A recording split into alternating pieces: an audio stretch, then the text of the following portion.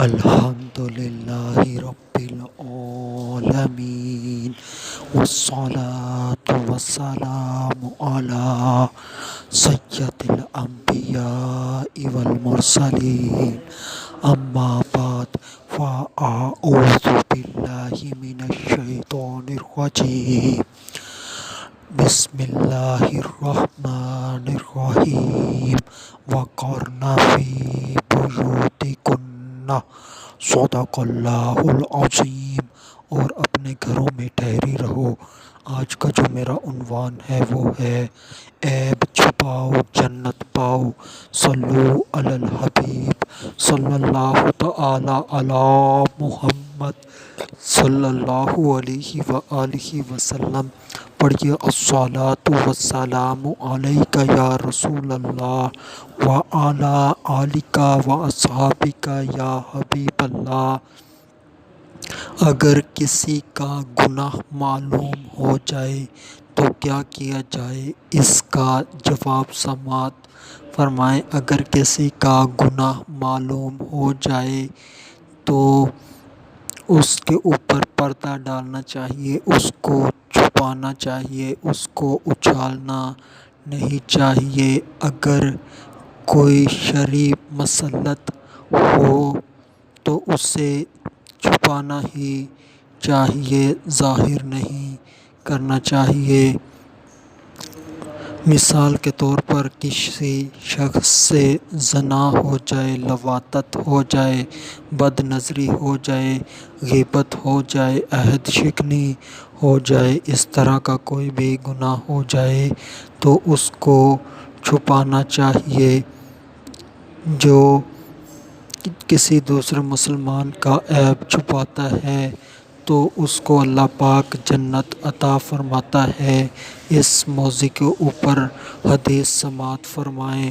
راوی ہیں حضرت سیدنا ابو سعید خدری رضی اللہ تعالی عنہ۔ جو شخص اپنے بھائی کی کوئی برائی دیکھ کر اس کی پردہ پوشی کر دے تو وہ جنت میں داخل کر دیا جائے گا۔ حوالہ مسند عبد بن حمید صفحہ 279، حدیث نمبر 885۔ لہٰذا جب بھی ہمیں معلوم ہو کہ فلاں سے کسی گناہ کا ارتکاب ہو گیا ہے اور وہ اپنے گناہ کو چھپانا چاہتا ہے، ظاہر نہیں کرنا چاہتا، تو اس کا پردہ رکھنا ضروری ہے، کیونکہ غیبت کا اور آبروریزی کا عذاب برداشت نہیں کیا جا سکے گا۔